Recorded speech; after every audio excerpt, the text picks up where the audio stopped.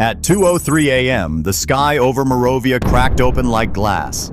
30 miles from the border, the Saransk oil extraction complex, Russia's lifeline to the front, was burning.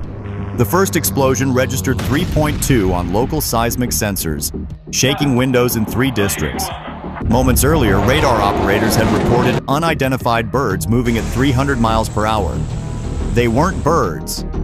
They were 48 Ukrainian drones flying less than 50 feet above the ground, each one carrying a 25-pound warhead.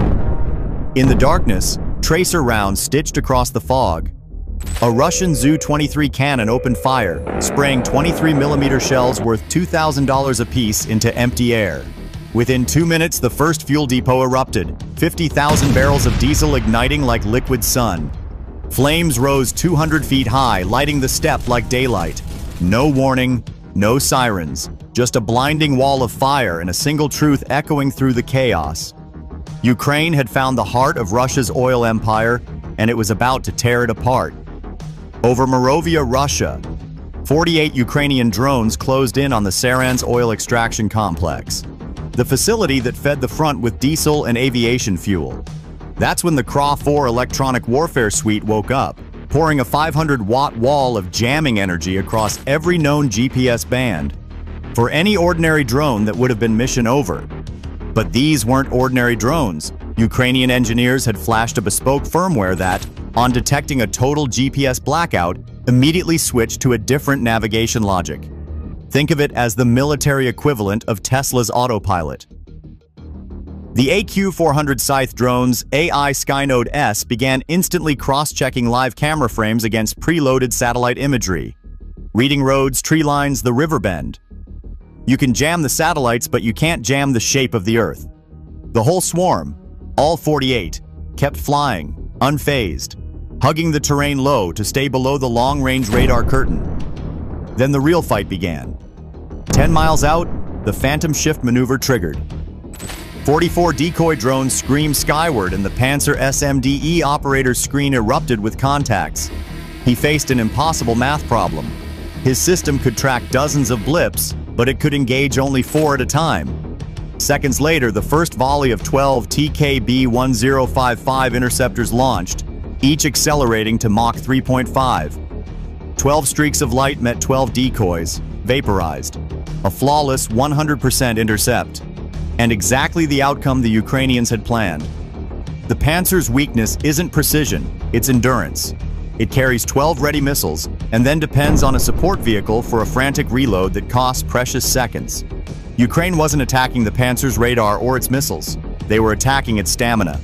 Shortly after a panting reload assist, the second volley of 12 missiles ripped into the sky. Another dozen decoys became falling debris. The Panzer had now fired 24 missiles and destroyed 24 targets. The problem? Its combat load was 48 missiles total, and it had just used half of them on roughly $720,000 worth of plywood and cheap electronics. The system screen blinked the message the Ukrainians had been waiting for: ammunition depleted, reload cycle initiated. That was a fatal pause.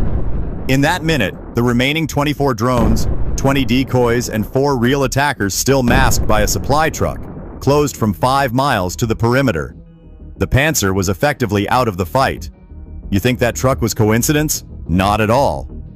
Planning for this moment began weeks earlier. Ukraine's GUR intelligence had not only watched the complex, they'd mapped its heartbeat.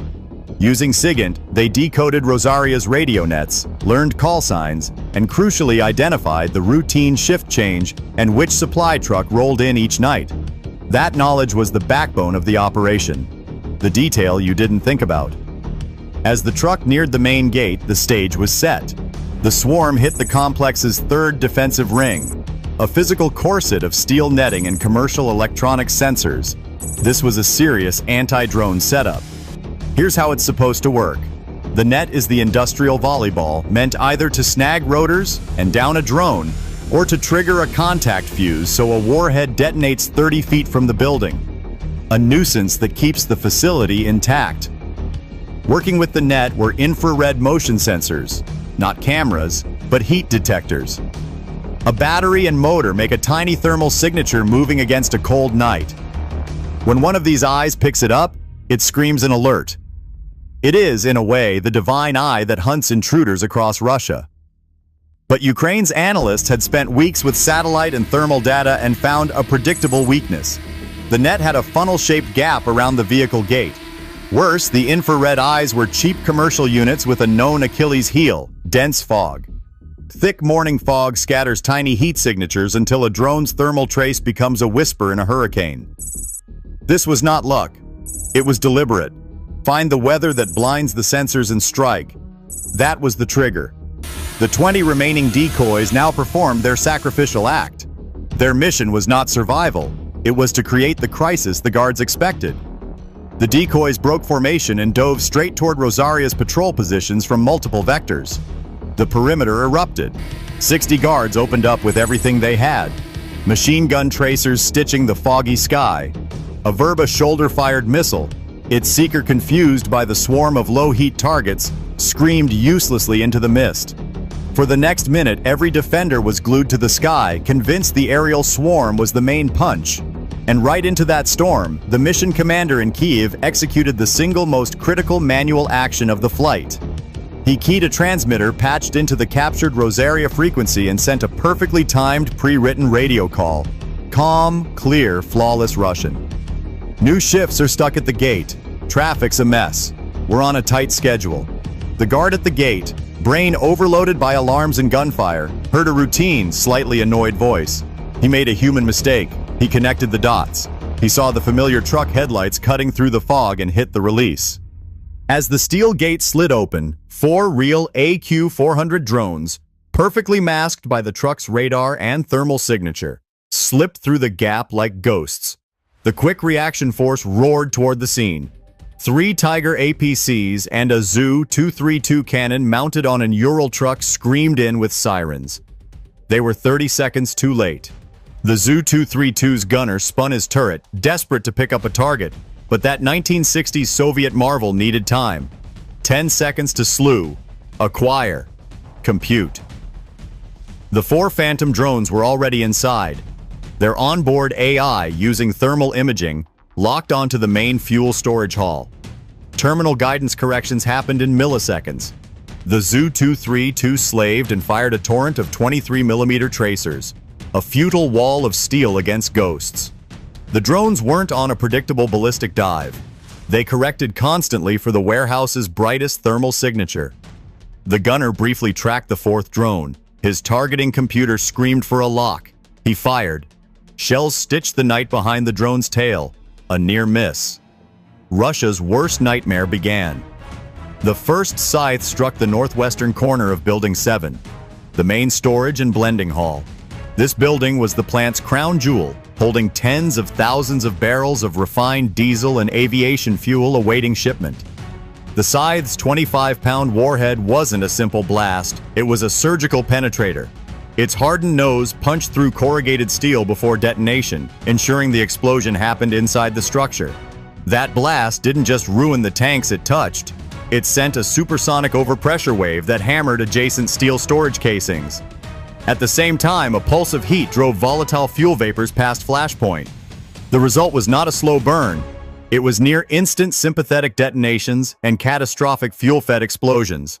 The northern half of the terminal erupted in a single, seamless inferno. But the attack kept going. Seconds later, a second drone hit Building 4, the catalyst and alkylation lines. That strike was industrial decapitation. Volatile chemical precursors ignited, turning a precision processing shop into a chemical inferno and ensuring that production lines would be offline for years.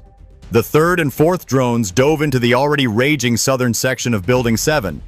These weren't redundant blows. They were designed to feed the inferno, ripping the structure open to massive oxygen inflow and turning the blaze into a self-sustaining firestorm no municipal crew could approach. Maybe the fires at Saransk will eventually burn themselves out. But the strategic fallout is a 4-layer catastrophe for Moscow. First, immediate military effect. This isn't just lost inventory. A full 70% of the facility, assembly, blending lines, and primary storage containing an estimated 3.5 million barrels ready for distribution, was either vaporized or rendered structurally unsound. In corporate terms, this is a roughly $100 million capital write-off. Russia didn't just lose shipments, it lost a production hub. The means of turning crude into frontline fuel were, for all intents and purposes, crippled. But hardware was only layer 1. Layer 2, the supply artery. The Sarans complex was the Amazon prime of fuel for troops in the region. That artery is severed. For at least 6 months, Russia must reroute refined fuel through secondary, slower complexes deep in Siberia, adding weeks to delivery and an estimated $2 million per month in premium logistics. Generals can no longer flood sectors with fuel on demand. That forces rationing and hard choices about which sectors to prioritize, gaps Ukraine can exploit. The third layer is psychological. The Kremlin issued its predictable statement about a technical incident. But the unredacted footage was already viral on Telegram. For Moravia's civilians, the illusion of distance was gone. For the soldier in a frontline trench, the idea of an untouchable rear was shattered. The home front stopped being a safe reservoir of strength and became a source of anxiety. And fourth, doctrine. This single strike created an impossible strategic dilemma for Russian planners. For 2 years, they'd relied on a dense protective umbrella for field armies. Sarans proved the rear can be the front. Moscow now faced a choice: protect troops or protect the industrial machine that keeps them supplied. They chose the war machine, pulling an estimated 50 Panzer air defense units from the front to guard strategic infrastructure hundreds of miles back. In doing so, they opened roughly a 100-meter-wide gap on the battlefield, an invitation for Ukrainian strike aircraft and long-range missiles to systematically dismantle command nodes and ammo depots. Now the return on investment. Ukraine spent about $1.4 million on 48 drones. In return, they inflicted roughly $100 million in direct damage, crippled a critical fuel supply chain for 6 months, shattered the Kremlin's propaganda about safety at home, and forced Russia to thin its frontline air defenses. That's a 7,000% return that would make any Wall Street trader weep. And this wasn't the only blow that night. 500 kilometers southeast over Makhachkala in Dagestan, 2 Lotai long-range attack drones executed a precision strike. While the swarm took the body blow, the Lotai took the head. Cruising high over the Caspian, they stayed below radar horizon most of the flight. Their target was not a whole plant, but a single 200-foot catalytic cracking tower. The one irreplaceable column that turns crude into high-grade naval fuel. Armed with a specialized thermobaric-like warhead, the first drone didn't merely punch a hole. It turned the tower into a fuel-air inferno that ruptured adjacent storage. This was not 2 random attacks. It was a coordinated 1-2, body blow and knockout. Sarans was the body blow, attacking Russia's future capacity to supply its forces. Makhachkala was the knockout, degrading its present ability to power ships and aircraft. Together, they forced a complete strategic rethink in Moscow. The S-400 and Panzer bubble had been an illusion. That night, Ukraine didn't just pierce the bubble, they proved it didn't exist.